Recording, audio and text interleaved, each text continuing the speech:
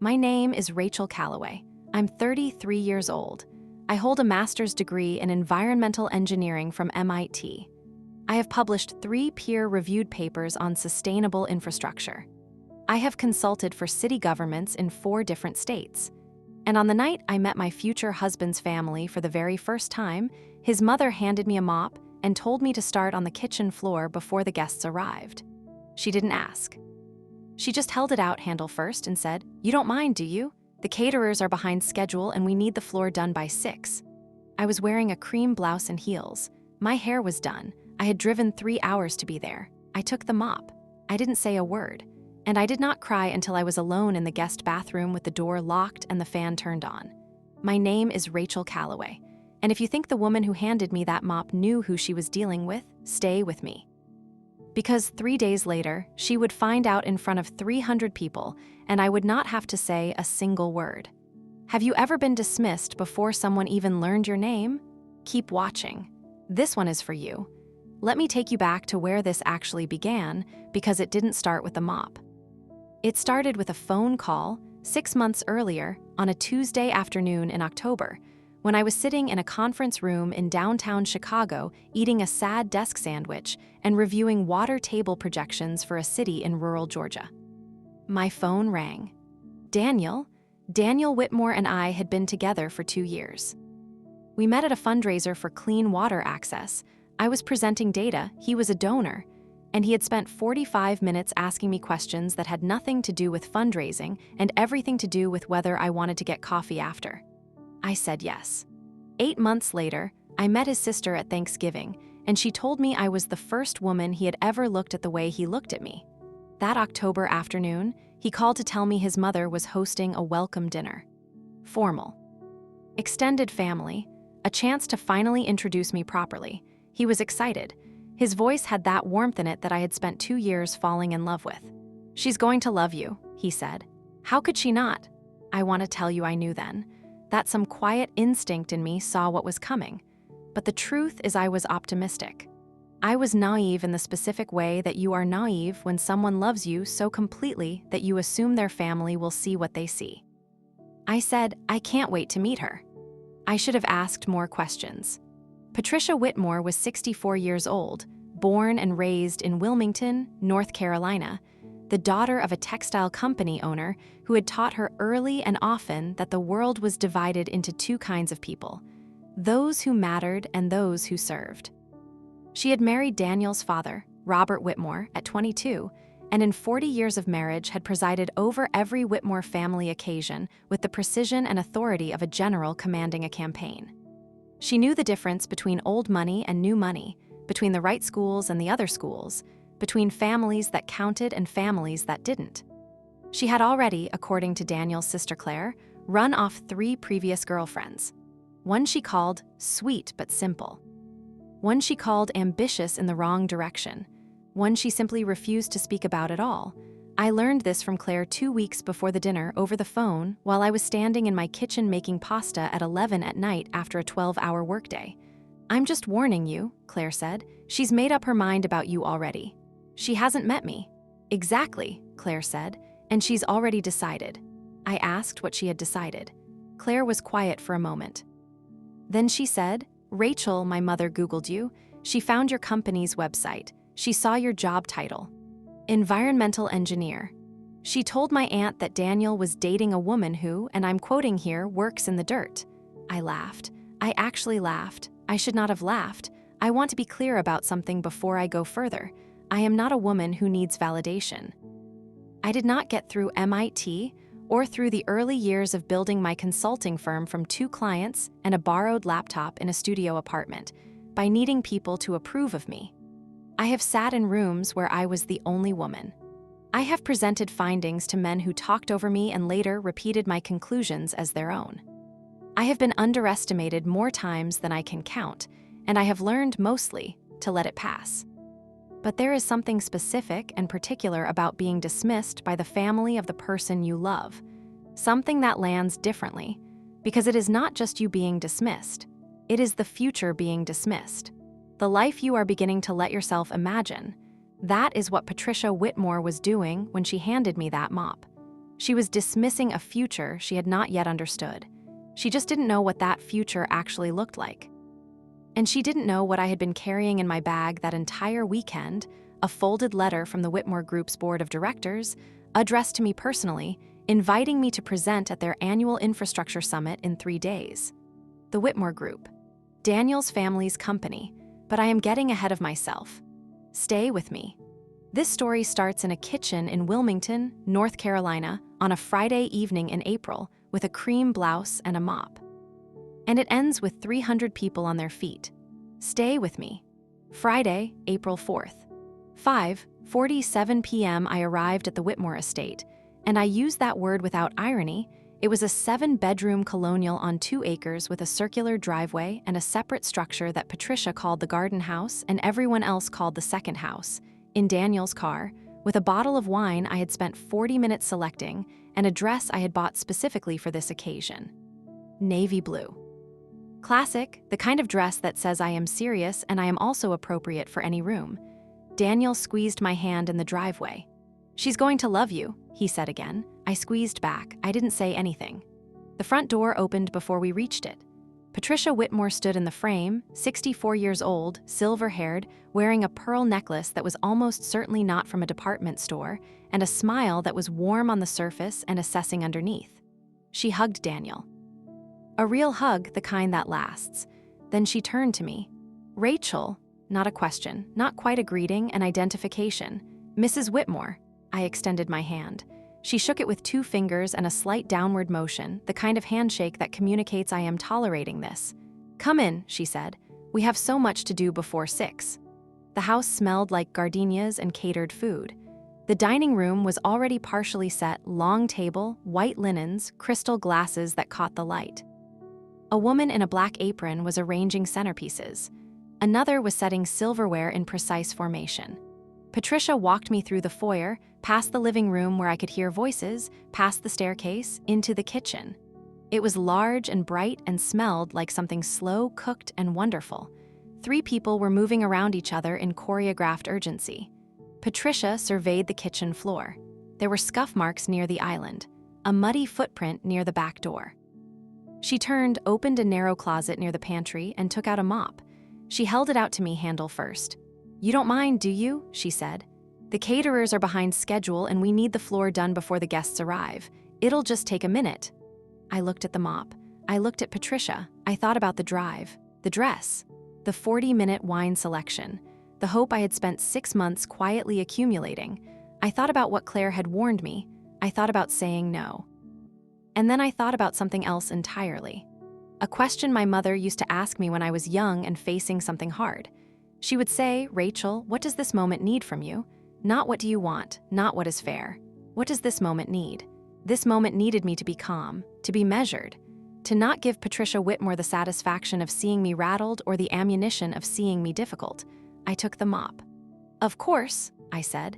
Patricia's smile widened by exactly 1 degree. She turned and walked back toward the living room. I mopped the kitchen floor of a house where I was the guest of honor. I did it thoroughly because that is how I do things. I moved the island stool. I got the corners. I left no streaks. When I was finished, I returned the mop to the closet, washed my hands at the kitchen sink, and walked to the guest bathroom down the hall. I locked the door. I turned on the fan. I sat on the edge of the tub and I let myself feel it, the humiliation, the smallness of it, the specific cruelty of being made to feel like the help in the house of the man you love. I gave myself 4 minutes, exactly 4 minutes. Then I stood up, fixed my hair, blotted my eyes, smoothed my dress, and I walked out into the living room to meet Daniel's family. Here is what Patricia Whitmore did not know as I mopped her kitchen floor. She did not know that 6 weeks earlier, I had been contacted by the executive director of the Whitmore Group's Environmental Initiative, a division of the family company that Daniel's father Robert had founded 15 years ago to research sustainable development in the American South. She did not know that the initiative had been struggling, that their infrastructure projects were running over budget, that 3 of their major partnerships had stalled because of regulatory concerns about environmental impact, that they had been quietly searching for an outside, consultant with specific expertise in sustainable engineering and water systems management. She did not know that my name had come up in 3 separate conversations among their board members over the past year. That my work in Georgia had been referenced in a report their own team had commissioned. That the executive director had cold called my firm in February, before Daniel had even told his parents we were serious. She did not know that in my bag, on the guest bedroom chair upstairs, was a letter on Whitmore Group letterhead inviting me to present my findings at their annual infrastructure summit the following Monday in Charlotte. 300 attendees, board members, city officials, investors, engineers. She did not know that I had not yet told Daniel about the invitation. That I had been sitting with it for 2 weeks, uncertain, because the situation was complicated in ways I was still working through. She did not know any of this. She just knew that the floor needed mopping. The dinner itself was 31 people. Extended family, close friends, 2 of Daniel's business colleagues. A welcome dinner, Patricia had called it, though the welcome felt theoretical from where I was sitting. I was placed at the far end of the table. Daniel was near the center, between his mother and his father, Robert. Robert Whitmore shook my hand like he meant it, looked me in the eye, said, "Daniel tells me you're brilliant. I look forward to learning more." He had the same warmth Daniel had, the kind that feels like a physical thing. Patricia had seated me between a cousin named Gerald, who sold boat insurance, and a woman named Susan, who was Patricia's closest friend since college and who spent most of dinner asking me, in a polite and relentless way, whether my parents were from Wilmington originally. They were not. My parents were from Columbus, Ohio. My father drove a city bus for 22 years. My mother was a school librarian. When I told Susan this, she nodded in a way that communicated that this was exactly what she had expected, and then she turned to Gerald and began talking about a regatta. I ate my chicken. I answered every question I was asked. I laughed at jokes that were only slightly funny. I did not bring up my work because no one asked about it. At the end of the night, helping clear plates because I always offer, I overheard Patricia in the kitchen doorway talking to Susan in a low voice. "She's pretty enough," Patricia said, "but she's not the right fit. Daniel will see that eventually." I stacked the plates. I carried them to the kitchen. I said goodnight to everyone with a smile that cost me more than I want to admit. On the drive back to the hotel, Daniel said, "I think that went really well." I looked out the window at the dark Carolina highway. "I'm glad," I said. I did not tell him what I had heard. I did not tell him about the mop because I had already made a decision about the mop, which was that I would not turn it into an incident, not yet. Not until I understood what I was dealing with. I did not tell him about the letter from the Whitmore Group. I lay awake in the hotel room until 2 in the morning, and then I made a decision. Monday morning, I would show up at that summit. Not for Patricia, not for anyone's approval, but because the work mattered and I had been invited, and I was not going to let one woman with a mop make me small. And if Patricia Whitmore happened to be in that room, then she would have a chance to learn something. Something about what happens when you underestimate the wrong person. This is the part of the story, if you've ever been made to feel invisible, where I need you to keep watching. Because what happened Monday is not what I expected. And the reason it wasn't is something I could not have planned for, not in any of the hours I spent lying awake in that hotel room. Saturday, April 5th. 9:12 a.m. Daniel made breakfast at the hotel. He had this habit of commandeering whatever kitchen space was available, hotel room coffee maker, camp stove, his sister's apartment, and turning it into something better than the situation warranted. That morning, it was eggs scrambled in the room's single saucepan and coffee from the lobby, and he ate across from me with the easy contentment of a man who believed the night before had gone well. I had not slept enough. I was quiet. He noticed. He always noticed. "Something's off," he said. "I'm tired." "Rachel," I looked at him. His face was open and careful, the way it got when he knew I was deciding whether to let him in. I told him about the mop. I watched his face change. The openness stayed, but something underneath it hardened. "She asked you to mop the floor. She handed me the mop in my dinner clothes before the guests arrived." He set down his fork. He was quiet for a long moment. Daniel Whitmore was not a man who reacted quickly. He thought things through. It was one of the things I respected most about him, and also, in this particular moment, one of the things I found most difficult to wait for. "I'll talk to her," he finally said. "No," I said. "Rachel, I don't want you to talk to her, not yet." I chose my next words carefully. "I want to handle this my own way, in my own time. Can you trust me on that?" He looked at me for a long time. "You have a plan," he said. It wasn't a question. "I have the beginning of one." He picked his fork back up. "Okay," he said. "Tell me when you're ready." This is one of the reasons I was going to marry this man. He said okay. He trusted me. He didn't push. That afternoon, while Daniel was having lunch with his father, I called my business partner. Her name is Dominique Tours, and she has been my partner since the beginning, since the borrowed laptop and the studio apartment and the 2 clients who paid us just enough to keep the lights on. Dominique handles operations and clients while I handle the technical work, and in 8 years, she has never once doubted a decision I made about when to walk into a room and when to wait. I told her everything. The dinner, the mop, the letter. She was quiet for a moment. Then she said, "So you're going Monday?" "I'm going Monday." "Does Daniel know about the letter yet?" "Not yet." "Rachel," her voice was careful, "you need to tell him before Monday, not after." She was right. I knew she was right. "I know," I said. "I will." "Tonight," she said. "Tonight," I agreed. That evening, Daniel and I walked along the riverfront. The Wilmington waterfront at dusk has this quality I didn't expect: soft light off the Cape Fear River, old buildings that have been there since before anyone alive can remember, a kind of unhurried permanence. Daniel walked with his hands in his pockets, and I walked beside him, and I told him. I told him about the executive director's call in February, about the letter, about the Monday summit, about why I hadn't said anything yet, not because I was keeping a secret, but because I was still figuring out how I felt about walking into his family's professional world while we were still finding our footing in their personal world. He stopped walking. He turned to face me. "They called you in February," he said. "Cold outreach. They didn't know we were together. Do they know now?"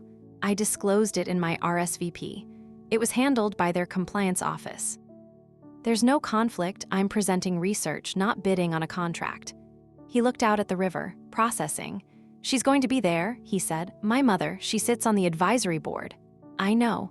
He turned back to me, and I watched something move across his face, something complicated, something that was equal parts protectiveness and grief and pride. "You were going to walk in there regardless," he said. "The work is important. The invitation was legitimate. And I am not going to make myself smaller because your mother handed me a mop." He nodded slowly. Then he reached out and took my hand. "I'll be there," he said. "In the audience." "You don't have to, Rachel." He squeezed my hand. "I will be there." Sunday I spent at the hotel desk, reviewing my presentation. 90 slides, 18 months of data, projections and case studies, and a proposed framework that I had been building for 2 years. I had presented versions of this material to city governments, to academic panels, to nonprofit boards. I knew the material the way I knew my own handwriting. But this was different. I knew it. I sat with that knowledge. I let it be true, and I worked anyway.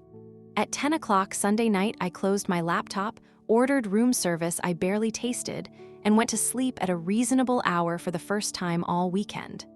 Monday, April 7th. 6:45 a.m., I stood in front of the bathroom mirror in the hotel, and I looked at myself for a long time. I had chosen carefully. A charcoal gray suit, tailored with a white blouse and low heels. Professional in a way that was also completely comfortable. Nothing that would be remarked upon for being too much or too little. Just presence. Just certainty. My mother used to say, "Rachel, you don't need a room to give you permission. You walk in like you already belong, and usually you do." I put on the suit. I picked up my presentation bag. I walked out. The drive to Charlotte was 2.5 hours. Daniel drove. We didn't talk much. He kept one hand on the wheel and the other on the center console, and at some point in the second hour, I put my hand over his. We drove like that for a while. When we reached the conference center, he pulled into the parking garage and turned off the engine. "Ready?" he said. "Yes," I said. I meant it. We walked into the lobby. The check-in desk had a banner above it. Whitmore Group Annual Infrastructure Summit, April 7th, Charlotte, North Carolina. A woman at the desk looked up, found my name on the list, handed me a lanyard. Rachel Callaway, Principal Consultant, Callaway Tours Environmental Group. Keynote presenter. I put it on. Behind me, I heard heels on marble. I turned. Patricia Whitmore walked into the lobby in a cream suit and pearls, flanked by 2 other women from the advisory board. She was looking down at her phone. She had not seen me. Then she looked up. The moment she saw me, she stopped walking.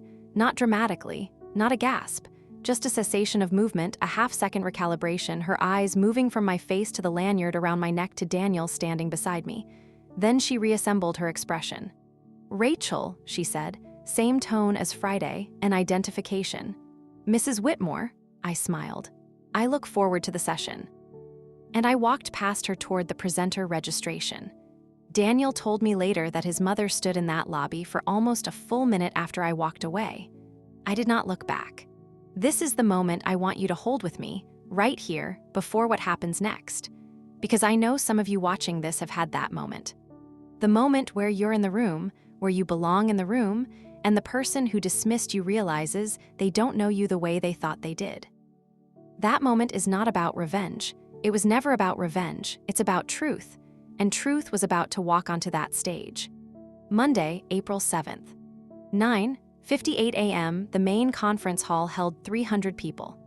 300 was the number from the invitation, the number I had known intellectually since February, but walking backstage and looking through the side curtain at the rows filling up, 300 became a real and physical thing.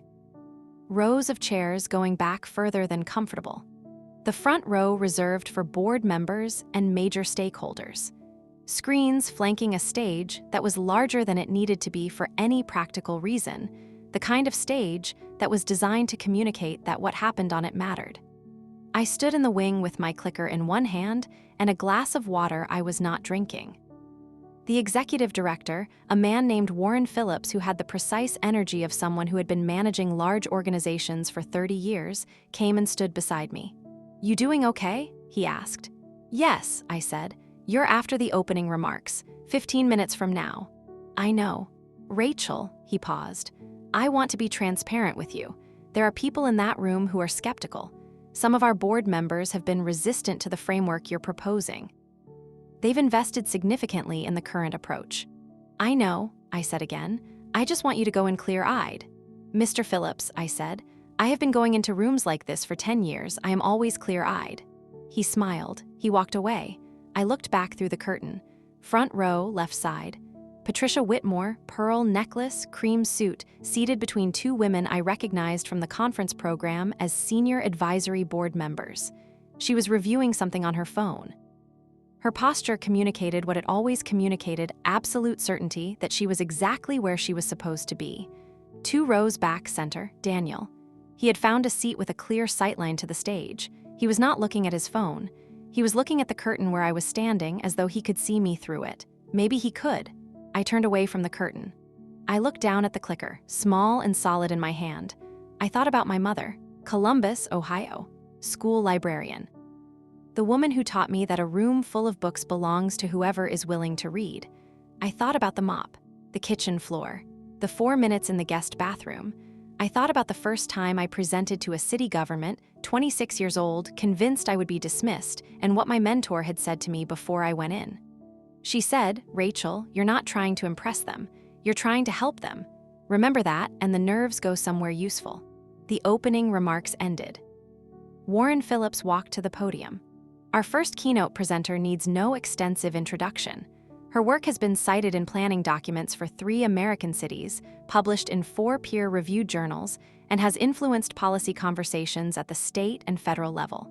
She is the principal consultant and co-founder of Callaway Tours Environmental Group, and she is here today because, frankly, we needed her. Ladies and gentlemen, please welcome Rachel Callaway. Applause. I walked onto the stage. I walked to the center, not to the podium. I preferred to present from open floor when I had the space. It was a choice that communicated something about confidence, and I made it deliberately.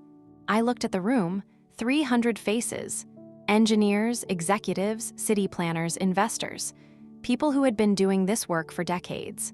People who would push back. And in the front row, Patricia Whitmore, who had just heard a man describe her future daughter-in-law as someone they had needed. I pressed the clicker. Slide 1. Thank you, I said. I want to start with a number. 47 million. I paused. That is the number of people in the United States who currently live in areas where the water infrastructure is operating beyond its designed lifespan, not approaching the end of its lifespan, beyond it. And in the Southeast specifically, which is the region this summit focuses on, the number is accelerating in a direction that should concern everyone in this room. I move to the next slide. Data. Clean, clear, unambiguous. The Whitmore Group's current infrastructure partnerships are operating in 4 of the most at-risk corridors. I've been studying these systems for 18 months, and what I found is both more urgent and more solvable than the existing internal reports suggest. A shift in the room, I felt it. The specific quality of attention that changes when people realize they are going to learn something they didn't expect. I kept going. I presented for 40 minutes. I had been told 45, but I finished in 40 because everything I had to say fit in 40 and I was not going to pad it. 90 slides, 18 months of data. A proposed framework for phased infrastructure rehabilitation that would reduce projected costs by 31% over 10 years while bringing 3 of the 4 critical corridors into compliance ahead of federal deadlines. I knew my material. I had always known my material, but I also knew this room. I knew the places where resistance would collect, the slides about regulatory compliance, which some people read as political, the cost projections, which required trusting methodology they hadn't seen before, the proposed partnerships with municipal governments, which required a kind of collaboration that large private firms often resist on principle. I had structured the presentation to address each resistance point before it could harden. I knew when to slow down and when to push. I watched faces. I adjusted. When I finished, I said, I'm happy to take questions. The first 3 questions were technical. Good questions, specific questions, the kind that told me I had the room. Then a woman in the second row raised her hand. Senior advisory board member, I had seen her photo in the program. 20 years with the company. The kind of seniority that makes people comfortable saying what others are thinking. Ms. Calloway, she said, your proposed timeline assumes a level of municipal cooperation that I would characterize as optimistic. In our experience, city governments in this region are not reliable partners. That's a fair concern, I said, and it's one I spent significant time on. Can I ask, which specific municipalities are you thinking of? Because the data varies considerably depending on the governance structure. She named 2 cities. I had data on both. I went to the slides. I walked her through it specifically, not generally specifically, because specificity is the only honest answer to a legitimate concern. She nodded, not convinced necessarily, but engaged, which is all you can ask for in a room like this. More questions, 20 minutes of them. I answered each one directly. I did not hedge. I did not soften findings to be more palatable. This is the work, and the work matters more than whether any given person in this room finds it comfortable. Near the end, Warren Phillips stood. We have time for one more question. A hand in the front row, Patricia Whitmore. The room went very slightly quieter. I looked at her. She looked at me. Ms. Calloway, she said. Her voice was measured and controlled. Your framework proposes a significant reallocation of resources in the current budget cycle. In your assessment, why should this board trust a recommendation of this magnitude from a consultant who has not previously worked with this organization? It was a legitimate question. It was also, I was certain, not only a legitimate question. I held her gaze. Mrs. Whitmore, I said, that is exactly the right question to ask, and I would offer this. The reason you trust any external recommendation is because it is built on evidence you can verify, methodology you can interrogate, and a track record you can examine. I have submitted all 3 to this board in advance of today. But more fundamentally, and I say this with respect, the reason to consider any recommendation is not who is making it. It's whether it's right. I believe this framework is right. I believe the data shows it is right. And ultimately, that is the only credential that matters for the work itself. Silence. Then Robert Whitmore, Daniel's father, seated in the 3rd row, began to clap. It started with him, then it spread. Then 300 people were applauding, and several of them were on their feet, and Warren Phillips was at the podium saying something I couldn't quite hear over the sound, and I was standing in the center of that stage with my clicker in my hand, looking out at the room. Looking, specifically, at the front row. Patricia Whitmore was not clapping immediately. She sat very still for a long moment, her hands in her lap. Then, slowly, she began to applaud. Not performatively, not dramatically. Quietly, and with something in her expression that I had not seen there before. I think it might have been recognition. This is the moment that I want every person watching this to hold, because it wasn't about winning. I want to be honest about that. I was not standing on that stage to win something over Patricia Whitmore. I was there because the work was real and the invitation was real, and the 31% cost reduction was real, and the 47 million people with failing water infrastructure were real. But if you have ever been handed a mop when you deserved a seat at the table, if you have ever been told, in word or in action, that you are less than what you are, then you know what it means to stand somewhere and let the truth speak for itself. It was enough. It was more than enough. Monday, April 7th. 12:30 p.m. the conference broke for lunch after my session. I was surrounded immediately. Warren Phillips shaking my hand and saying, "Exactly what we needed, exactly." The woman from the second row who had asked about municipal cooperation, she found me at the edge of the crowd and said, "I want to set up a call this week, if you're open to it." Two city officials from different Georgia counties who had seen my previous work and wanted to talk about a potential joint project. I was present for every conversation, but I was also tracking in my peripheral vision where Patricia Whitmore was. She was standing near the conference room doors talking to Robert. Their conversation was quiet and brief. He said something, she listened. Then she walked toward me. I finished the sentence I was in the middle of, excused myself from the group, and turned to face her. She stopped about 2 feet away. We looked at each other. "Your presentation was exceptional," she said. The word exceptional was said without inflation, without performance, just the word and the weight she chose to give it. "Thank you," I said. She was quiet for a moment. Then she said something I did not expect. "I owe you an apology." I waited. "Friday evening," she said. "The mop, it was inappropriate, it was condescending." She paused. "And it was intentional. I want to be honest about that. I want you to know that I know what I was doing." I had not expected the honesty. It was harder to know what to do with honesty than with continued denial. "I appreciate that," I said, "and I meant it. I've been protecting Daniel in the wrong way for a long time," she said. "The women before you, I convinced myself I was being discerning, that I was seeing things he couldn't, but what I was actually doing was controlling what I was afraid of losing." She looked at me directly. "Robert reminded me of that this morning. He's been trying to tell me for years." I looked at this woman, 64 years old, pearl necklace, the kind of certainty that has calcified into something else over decades, and something underneath it that was, I thought, actually genuine. "I don't need you to love me immediately," I said. "I don't need us to be close on a timeline, but I do need you to see me. Just see me, as I am." She nodded. "I think," she said, "that today was a beginning." It was not resolution. People do not transform in a single conversation, no matter what the movies suggest. Patricia Whitmore had 40 years of a particular way of seeing the world, and one summit presentation was not going to dismantle that. I knew it. I think she knew it. But it was a beginning. And in my experience, beginnings are actually the hardest part. Daniel found me a few minutes later, and I do not entirely have words for the look on his face. I will tell you that it involved a level of pride that was almost too much for me to accept, because I do not receive pride gracefully. It makes me want to deflect, to make it smaller, to say something self-deprecating. Instead, I just let him hug me. In the middle of the conference lobby, in my charcoal gray suit, with my keynote lanyard still around my neck, I let him hug me and I held on. "You were incredible," he said. "The work is incredible," I said. I just showed it to the room. He laughed. He knew me well enough to let it be that. In the weeks after the summit, several things happened.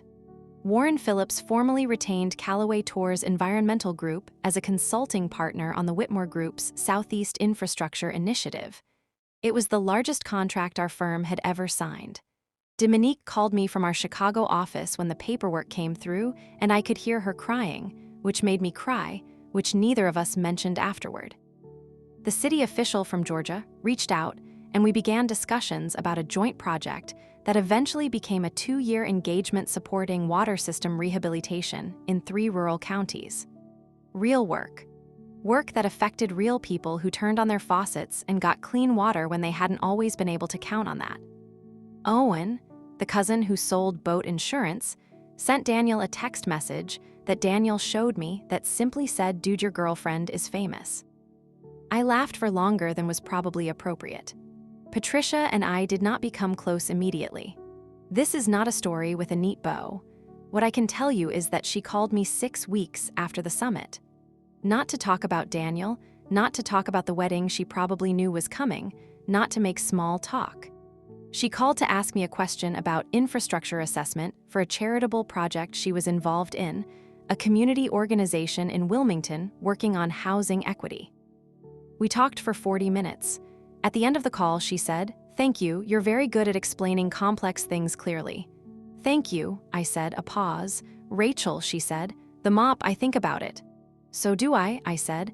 "I want to do better," she said. "I know," I said, and I believed her. Not completely, not yet, but as a beginning. I believed her as a beginning. September 14th, 8 months after the summit. Daniel proposed at a small restaurant in Chicago, just the 2 of us, over food we both actually love, not fancy, not performative, just honest. He had the ring and the words and the look on his face that I had been cataloging for 2 years, that specific look, and I said yes before he finished the sentence. I called my mother that night.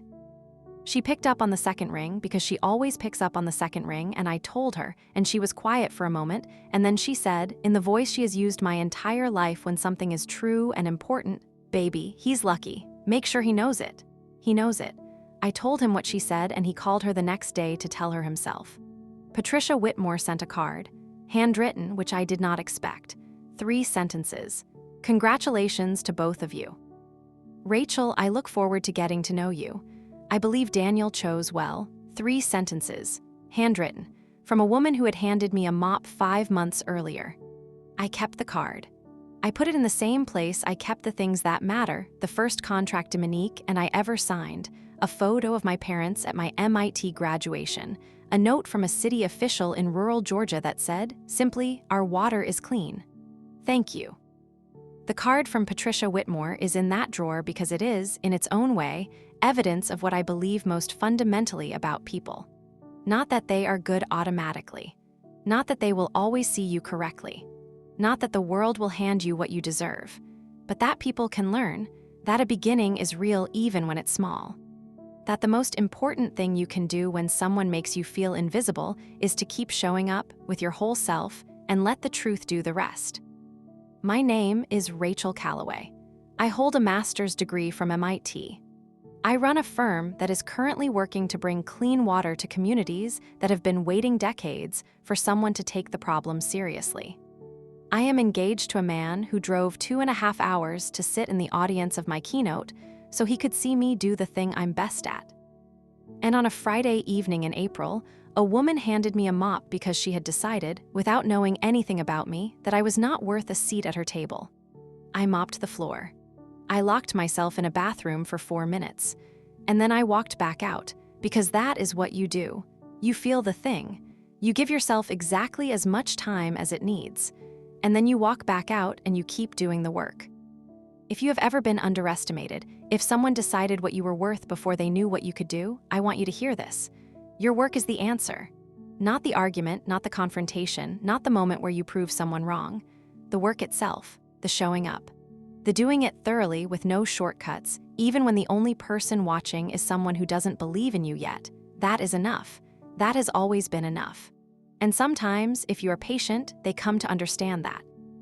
Sometimes the beginning of understanding looks like a handwritten card in the mail. Sometimes it looks like applause from someone who handed you a mop. That is not weakness. That is what it looks like when something real changes. Thank you for watching. If this story reached something in you, if you've ever been made to feel like less than you are, and you kept going anyway, share this. Because someone who needs to hear it is watching right now, and they need to know they are not alone. You are never alone. Keep showing up.